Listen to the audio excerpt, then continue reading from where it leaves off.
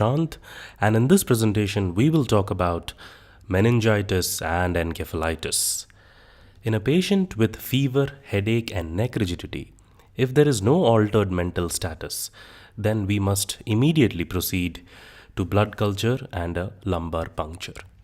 However, if there is fever and headache along with altered mental status, in that case the patient is now classified as encephalitis, and we must consider meningoencephalitis, acute disseminated encephalomyelitis or ADEM, encephalopathy or a mass lesion in the brain.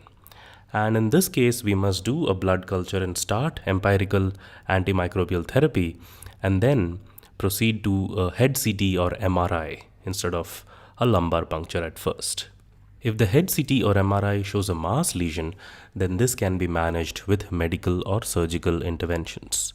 If there is no mass lesion, however, in that case, we must look for focal or generalized gray matter abnormalities, or the MRI may be normal, in which case it becomes encephalitis, or the MRI may show white matter abnormalities, in which case it becomes acute disseminated encephalomyelitis. In both of these conditions, we must now proceed with the blood culture and the lumbar puncture. And if the CSF shows pleocytosis with PMNs and elevated protein, decreased glucose and gram stain positivity, we will think of an acute bacterial process. Or if it shows pleocytosis with MNCs, normal protein, normal or decreased glucose, or gram stain negativity, we may think of a viral process. We will discuss CSF analysis in detail. The diagnostic modalities for diagnosis of meningitis and encephalitis include CSF examination, CSF polymerase chain reaction or CSF PCR, CSF culture, serologic studies and antigen detection, MRI, CT and electroencephalography or EEG, and finally brain biopsy. Let us now discuss the cerebrospinal fluid examination. This slide shows the normal values for osmolarity, glucose, pH, total protein, CSF pressure and leukocytes in the cerebrospinal fluid. We will discuss CSF under the following heads: the pressure, the cell count, glucose and protein in various pathological conditions. In acute bacterial meningitis, the pressure is more than 180 millimeters of water in 90% of the cases, and the cell count is high polymorphonuclear cells, more than 100 in 90% of the cases. The glucose is low, presumably because the bacteria consume the glucose, and it is less than 40 milligrams per deciliter, and the protein is raised at 45 milligrams per deciliter in more than 90% of the cases. In viral meningitis, the pressure is normal or mildly raised. The cell count is predominantly mononuclear or lymphocytic, with a count ranging between 25 to 500. The glucose is normal and the protein may be high, between 20 to 80 milligrams per deciliter. In fungal meningitis, the pressure may be normal or mildly raised. There is lymphocytic mononuclear pleocytosis, the glucose is low and the protein is again high. In tubercular meningitis, the pressure is increased, the cell count is predominantly lymphocytic, the glucose is again low and the protein is often very high, high enough to form a coagulum, also known as the cobweb appearance. In autoimmune encephalitis, the pressure is normal, the cell count is predominantly lymphocytic, the glucose is normal and the protein is also normal. During the cerebrospinal fluid examination, 20 ml should be collected and 10 ml should be stored for later studies. We have already discussed the findings in various conditions. However, immunosuppressed patients may fail to mount a CSF inflammatory response. What this means is patients with immunodeficiency virus or patients having received a bone marrow transplant may not show a neutrophilic or lymphocytic response in response to a bacterial or viral infection, respectively. Atypical lymphocytes in CSF may be due to the Epstein-Barr virus, the cytomegalovirus, and the enterovirus. And if there is persistent CSF neutrophilia, then we must consider an alternative diagnosis. Significant red blood cells of more than 500 per cubic millimeter after a traumatic tap has been ruled out generally indicates hemorrhagic encephalitis, and decreased CSF glucose is also possible in certain viral conditions like mumps, cytomegalovirus, advanced herpes simplex virus. And in general, autoimmune encephalitis will require antibody assays. The cerebrospinal fluid PCR is the primary diagnostic modality for herpes simplex virus, cytomegalovirus, Epstein-Barr virus, the human herpes virus, and the enterovirus. The sensitivity seen is 96% with a specificity of 99%, and this exceeds brain biopsy in the case of the herpes simplex virus. HSV PCR may be negative within the first 72 hours and may require repeat at the end of 7 days. 98% PCRs will remain positive within the first week, and this will reduce to about 1 in 5 after 15 days. The sensitivity for enterovirus PCR is more than 95%, but for Epstein-Barr virus, the sensitivity for the polymerase chain reaction is not known. Varicella zoster virus will require IgM assays for intrathecal synthesis, and increased serum to HSV antibody ratio for the herpes simplex virus may be useful. In autoimmune encephalitis, CSF culture is of limited value in diagnosis. In autoimmune encephalitis, the antibodies may be anti-NMDAR, anti-GABA, anti-AMPA, anti-Caspr2, anti-DPPX, antibodies to IgLON5, stiff person spectrum disorder, and MGULR spectrum disorder antibodies may also be present. In amoebic meningoencephalitis, the CSF picture resembles bacterial meningitis in that there is neutrophilic predominance, the cell count may be more than 1000, the glucose is low and the protein is high, the pressure is also high. However, in amoebic meningoencephalitis, mobile trophozoites are seen in warm, fresh CSF, and there may be history of children swimming in ponds and lakes. Mortality in amoebic meningoencephalitis approaches nearly 100%, and there is unfortunately no effective treatment for this condition. These are some of the magnetic resonance images in encephalitis. In herpes simplex encephalitis, the temporal lobe is predominantly involved, as seen here. In Japanese encephalitis, the thalamus is involved, and this is the MRI picture of autoimmune encephalitis. Let us begin with a brief discussion of the general principles of management for meningitis and encephalitis. In general, the patient must be admitted to an intensive care with intracranial pressure monitoring being done. Fluid restriction and seizure control is required.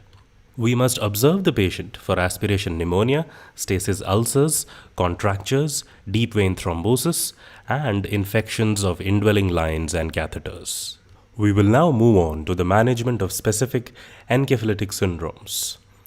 Acyclovir may be empirically started when reports are awaited and may be stopped if the reports are not suggestive of a viral meningitis.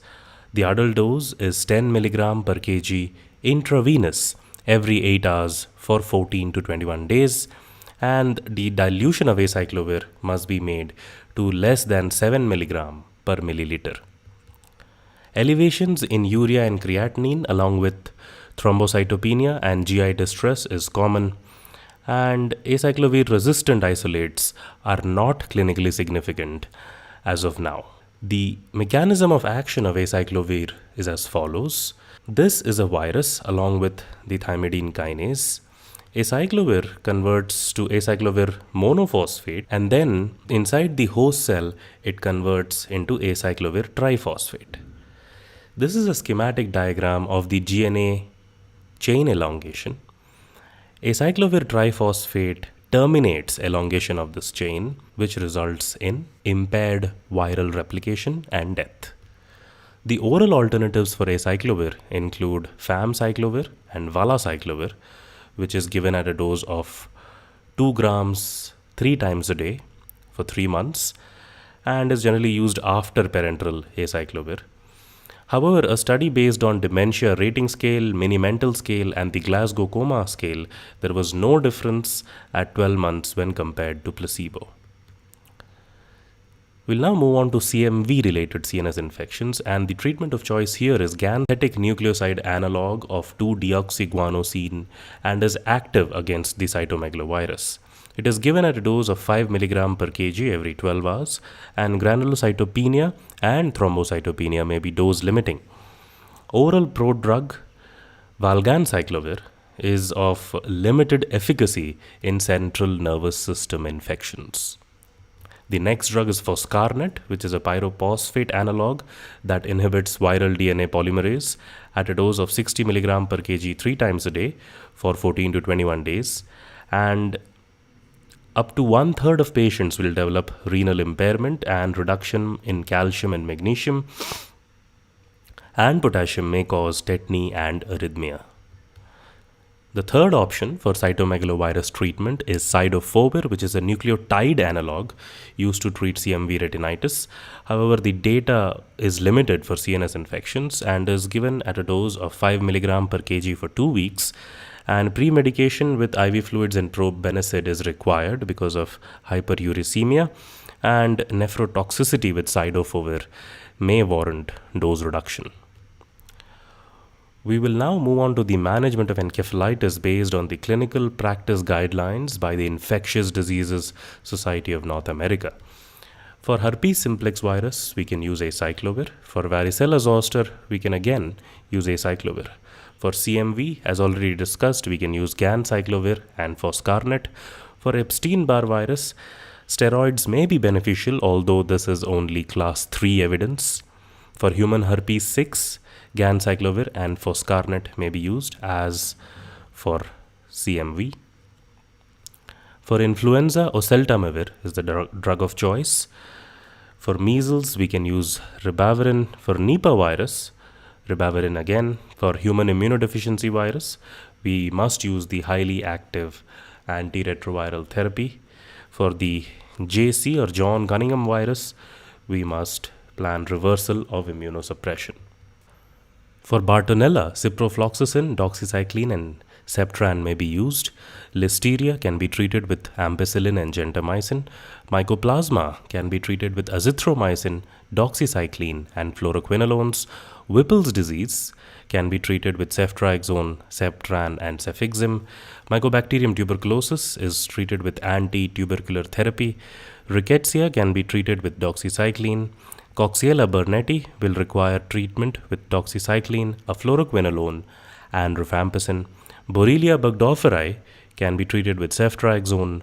Treponema pallidum is treated with penicillin G, and Cryptococcus with amphotericin B and flucytosine. Histoplasma with amphotericin B and itraconazole. Coccidioides with fluconazole. Acanthamoeba with Septran and rifampicin along with ketoconazole. Naegleria with amphotericin B and rifampicin. Plasmodium falciparum with quinine or artesunate. Toxoplasma with pyrimethamine, sulfadiazine, or clindamycin. Trypanosoma with eflornithine or melarsoprol. Teniasolium with albendazole and corticosteroids. And acute disseminated encephalomyelitis is treated with high-dose corticosteroids. Autoimmune encephalitis, the treatment options are glucocorticoids, rituximab, mycophenolate, cyclosporin, intravenous immunoglobulin, and plasma exchange.